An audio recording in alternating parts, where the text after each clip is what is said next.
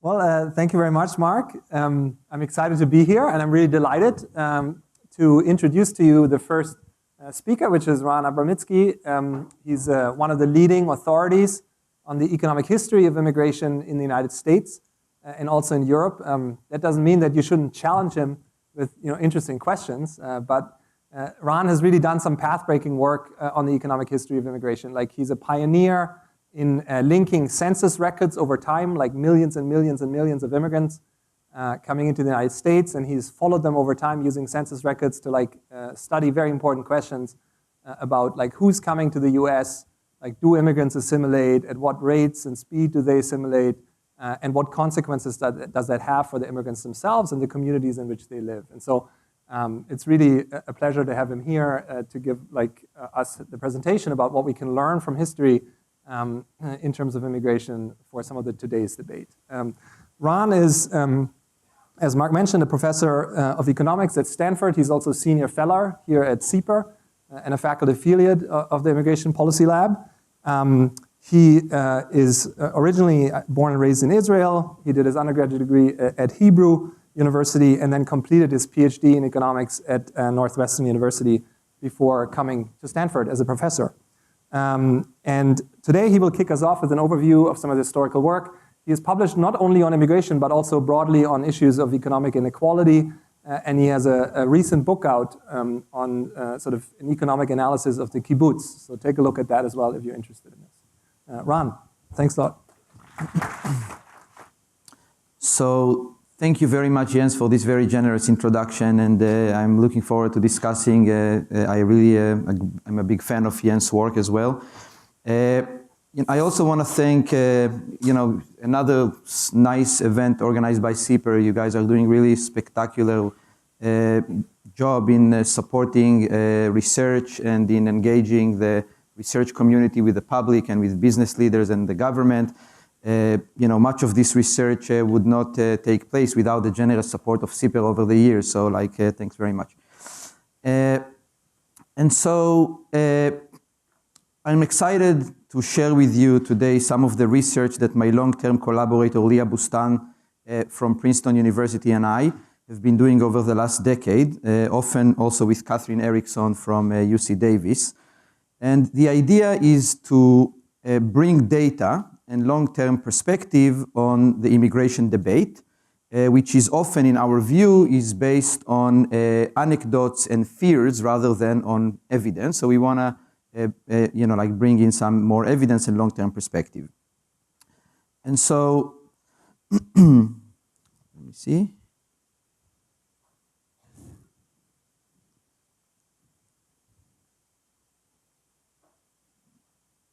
Let's see.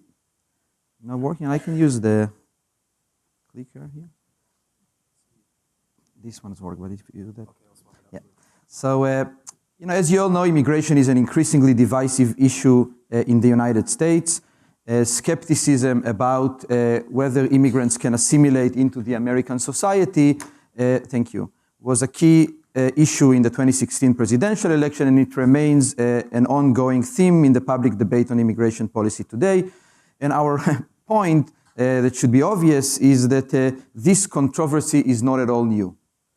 So both today and in the past, many have viewed immigrants as a threat to US culture, fearing that somehow foreigners make America less American. And so the questions that were asked in the past age of mass migration and today are remarkably similar. So who moved to the United States? Who decides to move versus who decides to stay? Once in the United States, how did immigrants integrate into the US economy? How they did in the US society more generally? And how did immigration affect the economy? And much of our work is looking at the age of mass migration 100 years ago, and where US borders were open to European migrants. They were definitely not open to Chinese immigrants, with the 1882 Chinese Exclusion Act, but they were open to European migration, and this allows us a little bit of a window to how immigration might look like in a world without immigration restrictions. Okay, and so before I tell you some of the details, I want to start with like a 2 slides version, given it's like just a 20-minute talk, a 2 slides version of the US immigration history. But even before that, let me start you off with a quiz. So how many immigrants you think there are in the US today? Come on. How do you define immigrant is a great question. So how many first-generation immigrants are there in the US today?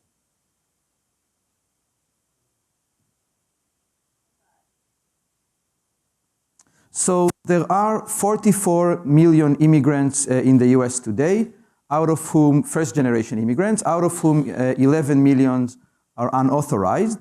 And first-generation immigrants account for about 14% of the US population.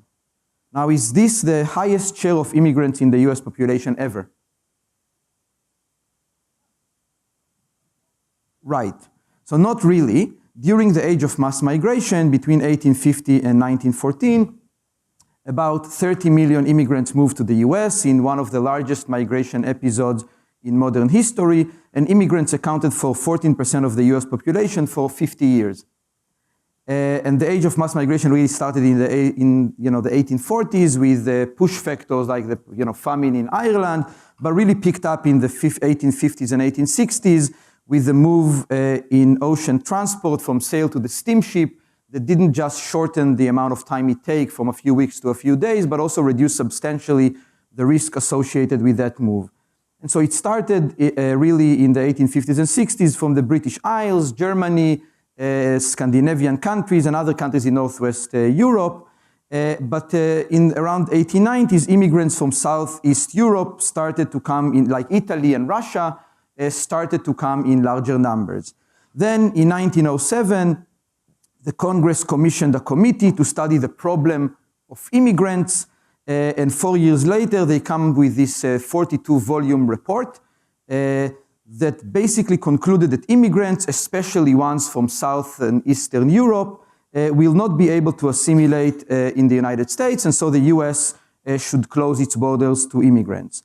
And then in the 1920s, this period of open borders came to an end, first with a literacy test in entry to the US in 1917, followed by strict country-specific quotas that heavily favored immigrants from Northwest Europe as opposed to immigrants from Southeast Europe. Then in the interwar period, we see very little migration, with some important exceptions like the Bracero programs and individuals displaced by World War II. And immigration remains low really all the way until to the 1960s and early 1970s. Then the Immigration and Nationality Act of 1965, which came at the midst of the civil rights movement, abolished the country-specific quotas that were based on country of origin and increased substantially immigration quotas in the United States, today to about 675,000 per year, from about 100,000. But of course, the thing is that the demand for immigration is larger than the supply of visas, especially from large sending countries like China, Mexico, and so on. And this gave rise to a phenomena that we did not know in the history of the US, which is illegal migration, which was a concept that did not really exist in the past because there was no really a law to break. And so this illegal migration that is today one of the most discussed issue, and how to address these undocumented migrants is something that is at the heart of discussion today, but no success yet despite a bipartisan effort. Maybe we can talk about this later. And so,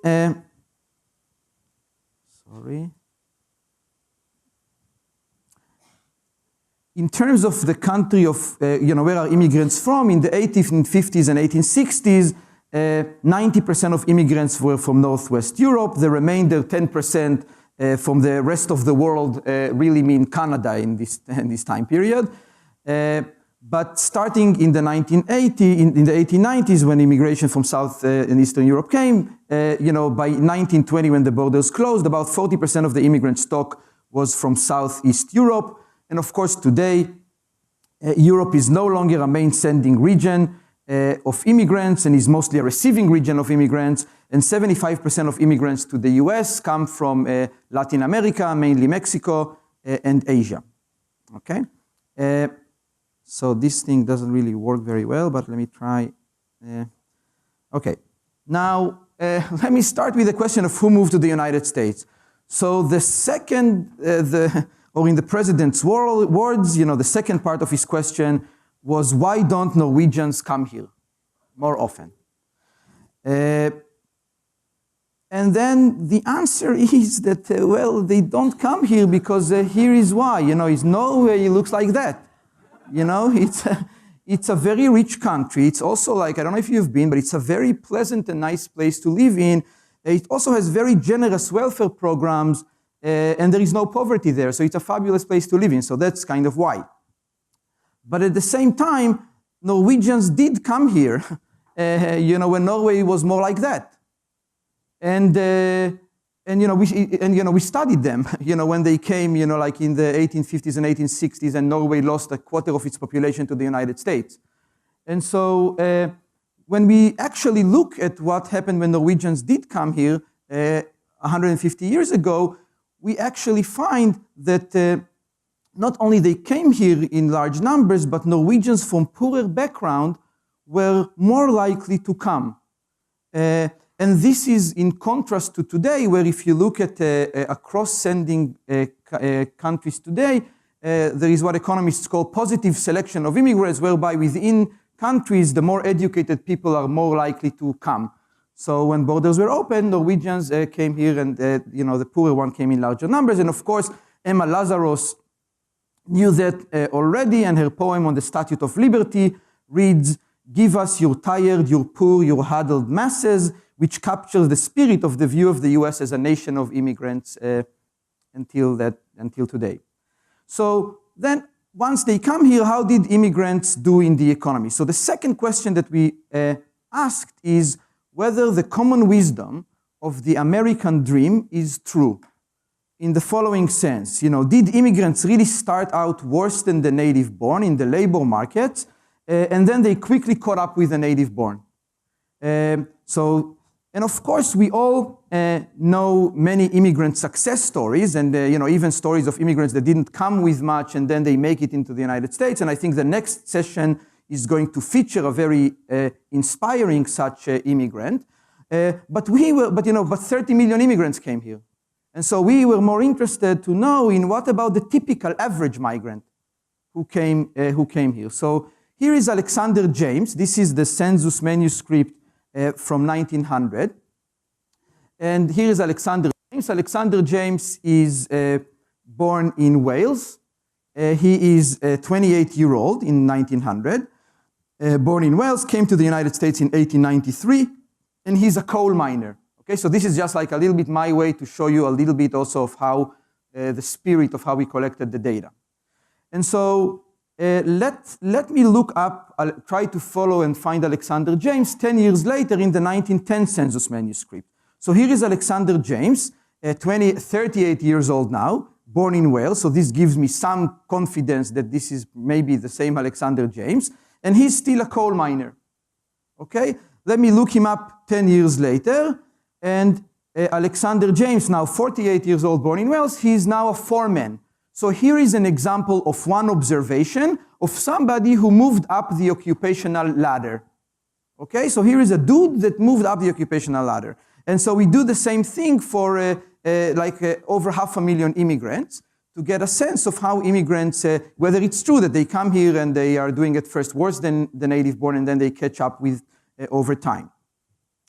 And what we find is something like that. So if this is a graph that shows you how the occupation-based earnings of immigrants in the labor markets in the US, the American dream would look something like that. When they first come to the United States, they do worse than natives, but then they catch up with natives when they spend more years in the United States. But instead, what we find is very little catching up going on. So both parts, if you want, of the American dream are overstated. They don't do worse on average upon first arrival, and there is not that much catching up or like overtaking natives, 30 years later. Now, of course, immigrants from some countries did start out worse than the native born. And so if the bars are, this is like comparing country by country, how immigrants do relative to the native born upon first arrival.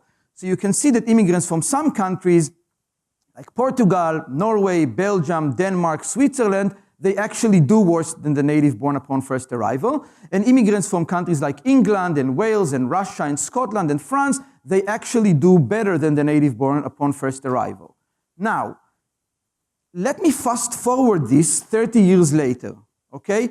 If there is catching up, I expect a bunch of these graphs that are below zero to jump to be above zero as immigrants catch up with the native born, or at least get to zero as they catch up.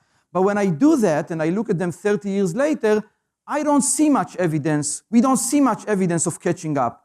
Instead, we find evidence of persistence. Immigrants from countries that did better than the native born upon first arrival still do better than the native born 30 years later. And immigrants from countries that did worse than the native born upon first arrival are still doing worse than the native born 30 years later. And this, of course, by the way, includes the Norwegians. Okay? And so it takes more than one generation to catch up, is our conclusion. And of course, it's tempting. Politicians naturally often look at the short-term view. They have short-term view of immigrants, what we find is that such short-term view for immigration underestimate immigrant success, if you want. Very few people will say today that immigrants from Norway and Belgium and Denmark aren't, really caught up with, with US natives. And so that's basically, and so there is this nostalgic view of the past is something that, we should worry about. We shouldn't develop this nostalgic view about how past immigrants were that much more successful than they are today. Then, of course, we felt that we are not capturing the full story by just looking at the labor market outcomes of immigrants, because when you listen to politicians and anti-immigrant advocates, you know that most of what they are complaining about has very little to do with how immigrants do in the labor market. They really complain more about how immigrants are different from us and how they don't assimilate very much into the US culture. And so before I even show you what we do, I want to kind of another quiz for you. So I am going to give you a quote and you're going to guess who said it and when, okay? And so here is one. Assimilation has been very hard. It's almost, I won't say non-existent, but it gets to be pretty close. And I'm talking about second and third generation. For some reason, there's no real assimilation. Who is that? I mean, that's a tough one, so let me give you a stronger hint. When country X sends its people, they are not sending their best, they are not sending you, they are sending people that have lots of problems, and they are bringing those problems with them, and some, I assume, are good people. So then, of course, you know who that is. It's, Trump. How about that one? Immigrants are from races alien to the body of the American people and from the lowest and most illiterate classes of these races. Who is that?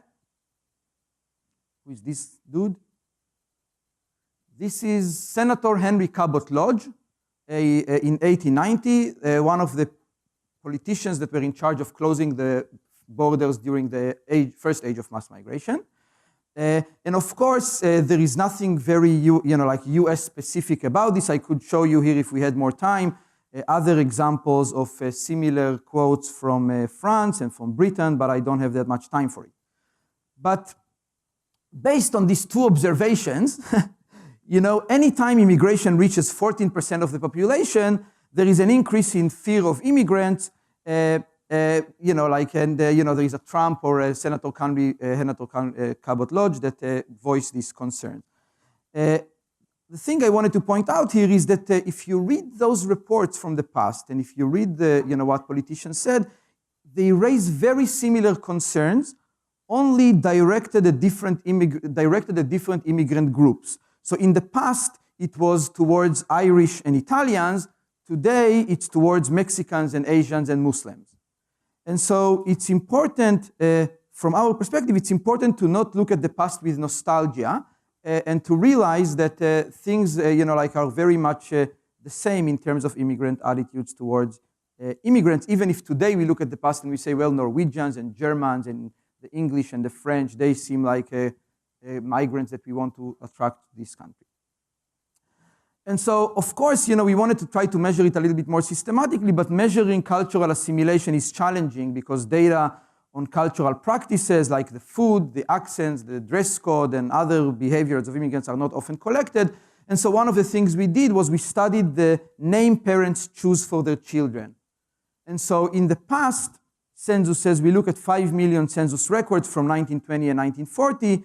And then today we got this access to California birth certificate records for 10 million people over the last 25 years. We also look at other things like, the extent to which immigrants marry others from their own group, whether they speak English, did they apply to citizenship, which is like a sign of wanting to identify with US, and so on. But I want to focus just on that today.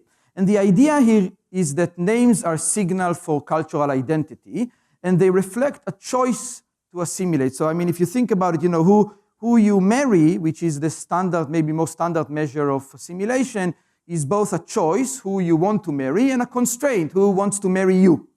And so we wanted to focus on something that is more of a pure choice. You have a kid, you have to name them. It's a pure choice. And the thing about it is that it's financially cost-free way of identifying with US culture. So it doesn't cost money to name your kids. Of course, in economics, we know that financially cost-free doesn't mean that it's totally cost-free. So, if I named my kid Jared, my mom would be on the phone and she would say, like, what's Jared? Like, well, are you Israeli or are you American? Where is Jared coming from? It's like, it's basically like not cost-free in the sense that it's trading off maintaining the cultural identity with the benefits of assimilation. And that's exactly what we wanted to capture. And so we trace assimilation process by examining changes in the names that immigrants gave their children as they spend more time in the US. Now, before I even show you what we find, I want to have an important caveat, which is our research doesn't say anything at all that immigrants should assimilate, or whether immigrants should assimilate or not. It's not a normative study. In fact, a society that is successful and open, should be encouraging immigrants to retain their own identity without needing to assimilate into the dominant culture. There is nothing about this that is normative. It's just when immigrants look out the world and they see the benefits and cost of assimilating, what do they do? What did they do? And so I could have given you here an example from our data sets from the 1920 and 1940, but instead I decided to show you the Abramitzky family, my own family. And here is, imagine that you had access to the 2014 census individual level records, which you don't, of course, which is one of the reasons why we do a lot of this stuff in the past. After 72 years, much of this information becomes publicly available. Here is what you would see. So here is Abramitzky Ran, 40 years old, born in Israel. His wife, Noya, whose age, of course, should never be revealed in public, also born in Israel. And the Abramitzky family has 3 boys, Roy, Ido, and Tom, okay? So the Abramitzky family has finally assimilated in the United States by giving their children more American-sounding names when they spend more years in the United States. So what we wanted to know is to what extent this pattern holds when we look at the 10 million immigrants today and at the 5 million immigrants in the past.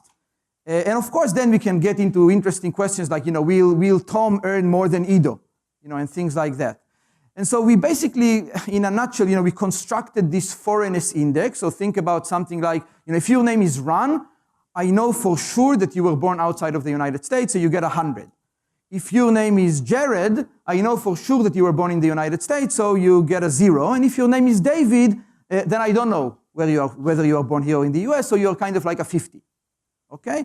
And of course, there are interesting details here, and I'm happy to discuss in the Q&A part. And what we find when we look at the past censuses, what we find is that immigrants chose less foreign names for their children after spending time in the US, eventually erasing 1/2 of the names gap with the native borns after spending 20 years in the US. So this is, and we also find we also find strong assimilation any other way we measure it. So we find that many immigrants intermarry with others outside of their group. Most of them reported speaking some English. Of course, it's not a measure of how they actually spoke, but you see that they all are trying to learn English. Many of them applied to US citizenship. At the time, it was easy to get it, but you needed to apply. and so on. And the thing is that if I showed you the results here, you would see that if I break it country by country, you would see that the immigrant groups that assimilate the fastest are the ones that get the most complaints about. So the Mexican immigrants are the ones complaining the fastest.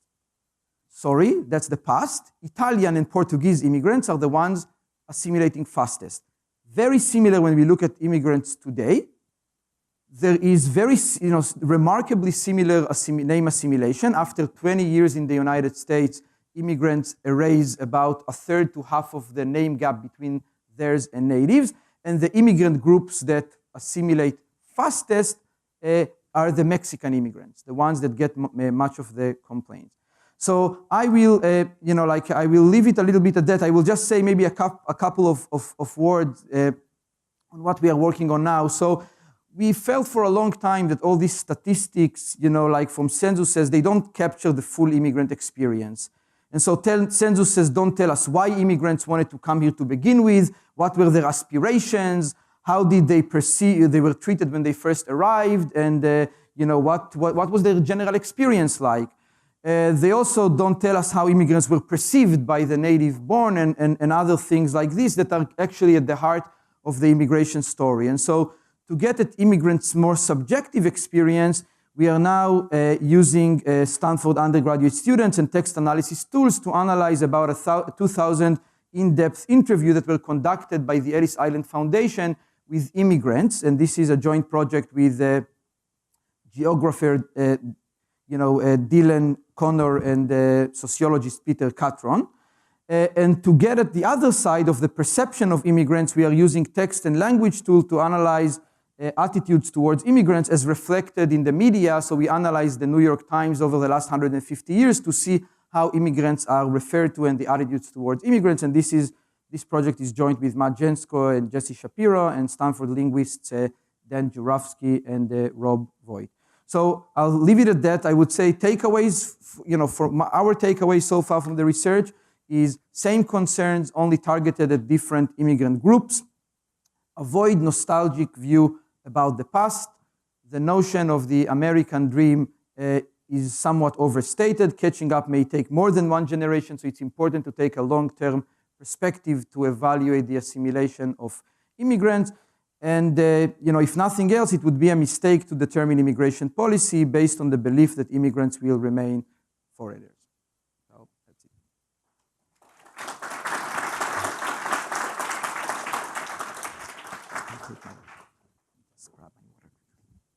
Terrific.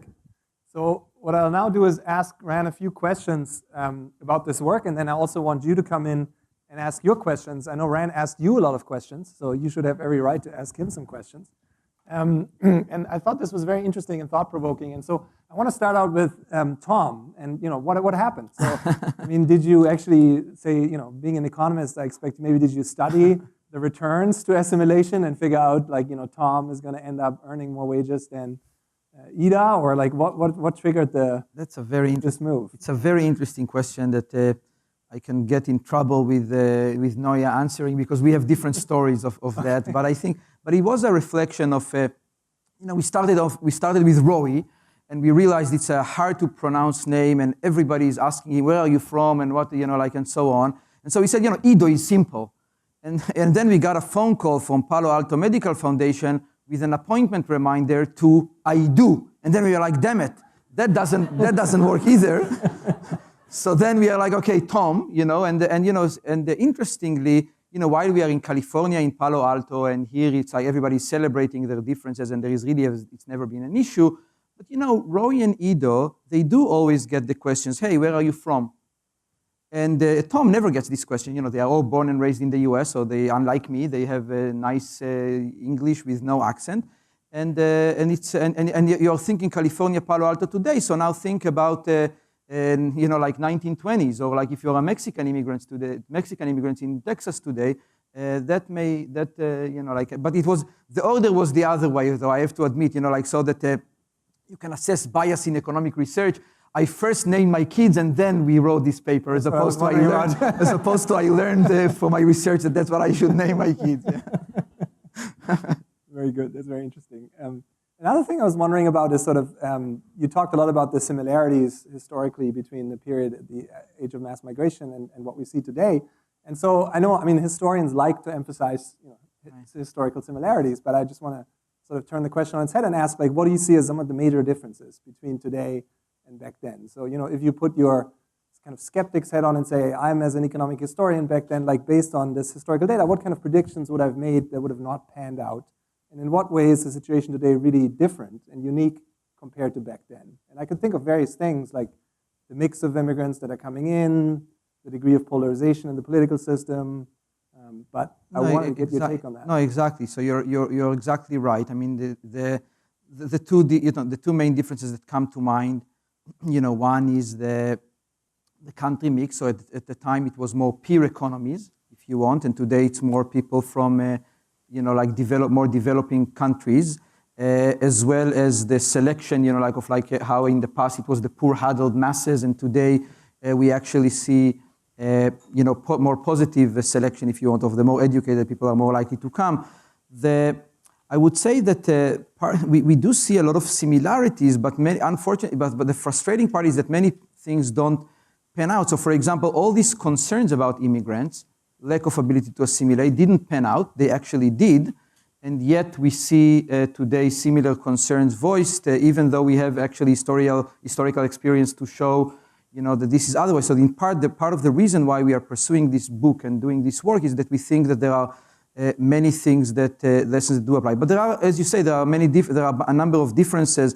As in all historical studies, many things are different. In the past, the United States transitioned from agriculture to industry, whereas today it's a more matured economy, and so it is important then to not assume that all the lessons, will directly apply to today, but rather try whenever we can to study empirically both the past and the present and compare and contrast this result. Right. Yeah. So I mean, one of the things that I think is very interesting about the current situation in terms of who comes, right? It's a very highly polarized kind of skill distribution that we have in immigration. So we have a lot of high-skilled immigrants that are coming in, and we also have quite a few low-skilled immigrants coming in, not so much in the middle. And so one wonders, what are the consequences of this type of skill mix for the United States in terms of the effect on, say, native wages or unemployment or economic growth compared to the situation back then? Right, exactly. So for example, you're exactly right that in the past, immigrants had more similar occupations to natives, and as you said, today it's more like it's a bimodal thing. They come either they have very high skills, or they are at the very low skills, and the natives are kind of in the middle. The question, though, of how the effect of immigrants on natives is probably the most difficult one to answer, and the reason is that this is like a causal question, and the data doesn't directly tell us how the native wages would have been if immigrants did not come, and so researchers have come up with creative ways to think about it, and I guess I would say that so there is definitely no consensus on this question. I would say that though that one thing is true though, the strong intuition that immigrants increase the labor supply and therefore are very likely to reduce wages is a little bit is a naive intuition. It's overstated. So for example, immigrants are customers, they are not just workers, so they increase demand as well. There is also more that they are also often not perfect substitutes to the native born, and there is more than one type of immigrants, as you said, there is skilled and unskilled, and capital can adjust as well. And so I would say most economists would probably tell you that overall there is no strong evidence that on average immigrants are reducing the wages of natives, and to be sure there are winners and losers. There are, especially say a low-skilled native born are more likely to be losers, past immigrants as well. But the answer on the effect of immigration on natives in general is still, it's more complicated than that. And I just will add that there are some studies now that look at how the effect of the border closure after the first stage of mass migration affect the economy overall. And my colleague Melanie is now asking a question in a similar context of today, in the, like how the wall of, the building the parts of the wall with Mexico between 2007 and 2009, how did that affect the economy? Those are all ongoing research, but I don't see in the results from these papers showing that there is like a negative, strong negative effect. If anything, I see positive effects of immigrants on the economy. Right. Another thing that people have researched is the effect of immigration on innovation, for example. Right. There's some evidence that and entrepreneurship, they tend to be very entrepreneurial. Exactly. So yes, exactly. So immigrants are more likely to be entrepreneurs. So I think there is maybe less debate about the high skill part of the distribution. That's kind of where few people will tell you that high skill immigrants, are not contributing to innovation. I think there is more talk about the more average immigrant. And it is true, it is true that if you look at, immigrants are more likely to receive welfare, like health benefits and income support, first generation immigrants, but it's also true that by the second and third generation, their children more than pay the debts of their parents, if you want. So that's, again, our pitch for why we think it's important to take a more long-term view of immigrants. That was actually one of the questions I had. So I thought this very provocative kind of result that, the American dream is overstated and we don't see much of this catch-up happening in the first generation. But what about the second generation? Do we have any evidence on that? Like, how do the children of immigrants, do they end up doing better than natives? Or is there any evidence of more catch-up happening there in the second? That's a very good question. So this is something that we are working on now in the context of history. And this is actually where I think more research is needed, looking at the second generation. So we are now looking at the second generation immigrants. We looked a little bit at this. We do find that we need to look more into the second generation immigrants in the historical context and today as well, because there is not that much evidence on this. That's where I think one of the direction in which research I would like to see more evidence. But Terrific. So why don't we open it up to questions from the audience and get somebody else into the debate here. Please. Excellent presentation. I study disparities in healthcare and outcome in mostly gynecological cancers. And we've observed something that's called the immigrant paradox, that the immigrants actually have better outcomes, but the longer they live in America, they fall back to the mean. So maybe that's a way of assimilation. They pick up our bad health habits, but they start out actually doing better. It's very interesting.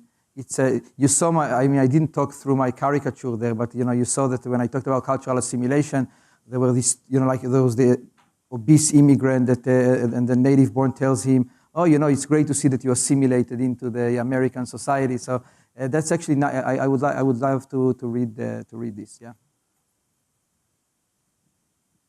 Please. Have you done any analysis of the costs and the benefits to the state of immigrants from the two time periods? Cost to the state, value to the state?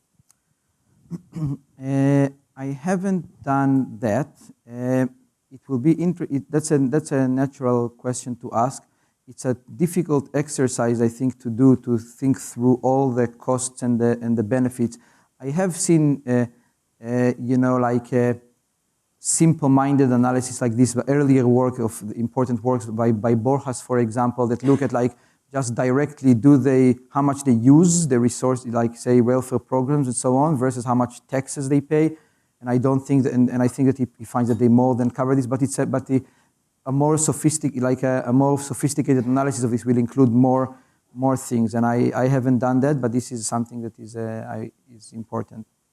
Yeah, just to jump in, so there's one recent report by the National Academy of Sciences that looks at the fiscal impacts of immigration, that has some results on that. And it's a little bit, one of the results there is that it's different when you're thinking about the federal government versus states, because the states often end up having to foot the bill for, say, public education or welfare benefits, while at the federal government you get a lot of the tax contributions. And so it depends a lot on the specific setup of the states, but there's some sense that for the federal government it can be a plus, for some states it can be a negative. But then also you have to look at it intergenerationally, where a lot of those costs are basically being paid back once the children end up taking the jobs and benefiting from the education that they've been able to get. But education is certainly a big important component in that equation. But I would encourage you to look at that report. came out 2 years ago.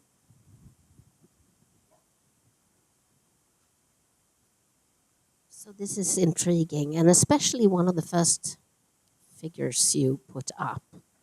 Mary Waters at Harvard University 20 years ago looked at who makes it, or second for within the second generation. Who makes it Yeah. in the second generation. And what's common between your figure and hers is that the Russians are doing really well. That there? Russians are doing really well. Okay? The Russians, and who are the Russians?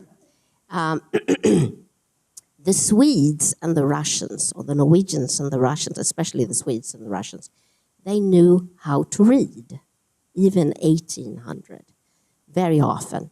And even though it might have been the women were less literate in Russia than the Swedes. So I'm thinking, has anybody done anything about what these communities came to when they moved from Russia, respectively, Scandinavia? The Russians, I'm guessing, came to already sort of existing communities on the East Coast where there were jobs and maybe education. The Scandinavians might have gone to other places. I'm totally ignorant about this. There might be a network effect here that I don't know whether that's covered by anybody. Yes, so we looked at this a little bit in our work, and first we do find consistent evidence with what you're saying, that like immigrants from Russia, for example, they actually did quite well, and immigrants from and it's true that immigrants from Norway did a little worse, and it's also true that Norwegians went to Minnesota to fishing, and other people went to New York, and the kind of communities, some of them were surrounded by more or less people from their community, and so we do study this a little bit. It's hard to make a generalization, but it does seem to be the case that immigrants, from countries that are richer and more educated at the time, actually did better in the labor market than others. But the one interesting thing that we find when you look across our studies is that it's not the case that immigrants that assimilate, that kind of do very well economically, are also the ones that assimilate culturally the fastest. So there is no strong correlation between how you do economically and how you do kind of culturally. And that's an interesting thing as well that deserves more research. Thank you very much. It was wonderful to see you present this work. I have a question about the assimilation measure that you use, which is names. I think it's very interesting. You mentioned that this is something where people have a choice. And in some sense, it's I don't know if it's assimilation versus hiding, your origins because there is discrimination and a constraint, as you mentioned. And for many of the characteristics of the immigrants today compared to in the past, there are many aspects of their appearance that they don't have a choice over. Like if you're Asian, it's hard to pass as not Asian. Likewise, if you're Hispanic, and we know from the history of African Americans in the US that these physical traits can lead to persistent discrimination, and it doesn't really go away with time. And so in that sense, is there any research that would look at assimilation the other way around, or whether I would call it acceptance? So in name patterns, do you see that natives who are surrounded by more immigrants start using a wider spread of names because they decide that maybe it's good, it's cool to have some, a name that sounds like Rory or Ido, or I do. And we also, I think, know from interracial marriages not really increasing that much, or at least very differentially across ethnic groups, that acceptance varies a lot based on different traits that people don't have control over. So I'd be curious to know if you think that there is room for more research on that aspect. Absolutely, this is really great point. I mean, absolutely. And it's true what you're saying, that in the past, if you're Italian immigrant or a Portuguese immigrant, it's easier to pass than if you are black or if you are Asian. And so if to the extent that you pass because you try to hide your characteristics and you worry about discrimination, then it makes it more difficult to pass when and indeed, we know from the history, both from, great research here by Alison Hobbs from the history department and some economic research that we are doing, that there was this phenomenon of passing as white in the past, where immigrants, were blacks that actually were lighter skinned, tried to hide their identity and move to more white neighborhoods and so on. And this was an opportunity that was not available for, children that were more darker skinned. And it is in this sense that the story of today appears less optimistic, if you want. But at the same, but empirically though, when we really wanted to look at what you are asking about, like the effect of enclaves. Is it the case that when immigrants are surrounded by other immigrants, they feel more comfortable with naming their children, with naming their children more foreign-sounding names? Problem, of course, is that we don't have any nice natural experiment here. So it's not that immigrants are dropped by a helicopter and in fact, and then we can test the effect. In fact, it's more like, immigrants who are kind of, to begin with, more culturally distant than the US are more likely to live in enclaves. And so if anything, what we find is that immigrants who live in immigrant enclaves assimilate faster. But it's not so much the effect of immigration, it's the selection of who live in enclaves. This is pointing to a really interesting reality, because in the bubble where I live, I thought that when in California birth certificate records, we will find nothing, because in California we all know that it's a very progressive state, and we thought that everybody would actually be comfortable naming their children with foreign-sounding name. But it turns out that if you're a Mexican immigrant living in some parts of California, that's not the case even here. We really hope to get similar data from other parts of the country, but this is exactly where I would like to see more evidence. Please, yeah. Does it make any sense to distinguish between economic migrants and refugees? It's a very good question. I think it's, we actually have a graduate student here studying refugees, Thomas Jean, and a number of other people. I think it's a very interesting question conceptually, and this is something that I didn't touch about at all, and that's a lot in history to tell, that actually parallels of refugees in the past, after the Second World War and today, and that's another thing that is worth researching. But I would say that despite, there are many millions of refugees today, and the U.S. accept very small part of them. This is not part of the, U.S. does take something like 80,000, probably today less.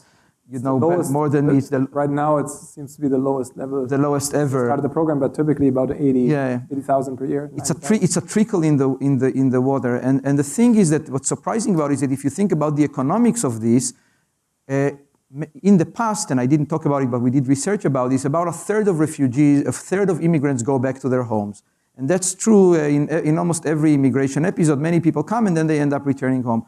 Refugees have nowhere to return. And so if anything, their incentives to invest in their human capital and their education and to make it into their host community is stronger. But again, this is where there is not that much, there is some research, but that's something that I actually would like to hear Jens talk about more, because he has done some of that. So do you want to ask? Yeah, I'm happy to talk more, but I would also refer you to the one of the later sessions where we actually have one of the representatives from one of the largest refugee resettlement agencies in the United States, Nina Selic from the Lutheran Immigration and Refugee Services, and so she would be the expert to speak to that question. So in the interest of time, maybe we take one more and then we'll call it quits for this first session.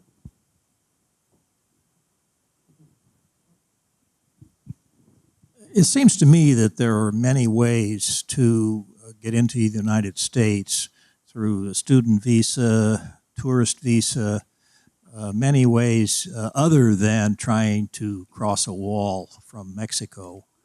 And overstaying those visas and all of those sorts of things still gives you the same benefits as crossing over walls. Meanwhile, the number of people that try to come in saying they are being persecuted or some other such thing seems to be a loophole against refugees and people that are, in quotas, and there's a 5-year line waiting for the people from, I don't know, Honduras or certain places. So the question that I have is, how long has this been going on? And I don't know the history of how the laws changed. And do you have any numbers on how many people are falling into those categories, like overstaying visas of other kinds and so forth? Yes, a lot of, I think, and Jens will correct me if I'm wrong, but I think that today a lot of the undocumented immigrants are not people who just, are people that overstayed their visa. There are more of them than the ones that just smuggle. And then it's, and so maybe you're in better position to answer this question. Do you think so? Or I don't want to put you on the spot here, but do you want to? I mean, there's definitely estimates of like the number of undocumented immigrants in the country right now. And so some estimates put that at 11 million. It has historically kind of increased, but then in recent years it has pretty much plateaued, which is, and the average undocumented immigrant is getting older. And so in terms of the inflows, there's still people coming in, but they're not increasing over time. Well, so I mean, it's not that the number. So it's not that the number, the estimates. So as I said, 11 million, but that hasn't increased in recent years. I think that most of them have overstayed, but it's not 90%. It's like most of them have overstayed their visa, and this is one thing that is like at the heart of the debate today. There have been like a lot of effort to reform the immigration system, but this is one of the things that there is a divide. When I said there is a divide, it's a divisive issue. It's becoming increasingly divisive politically. With today, Democrats are twice more likely to say that immigrants are good for the economy, for example, than Republicans. And the bipartisan effort always is around, on the one hand, make sure that people who, are here have a tough but fair path to citizenship rather than living in a limbo like that. Most of them are like law-abiding, contributing members of, of the U.S. And while on the other side, trying to articulate, I think, a little bit your point, which is like, yeah, but I mean, there is a system here, and so how do we make sure that there are no people who cross the border without permission, and that's crowding out others. So it's a politically, you're asking a politically, it's a complicated question to answer. I think that's why we are struggling with. Terrific. So time is up. Why don't we thank all RAN for these thoughtful discussions. And thank you very much.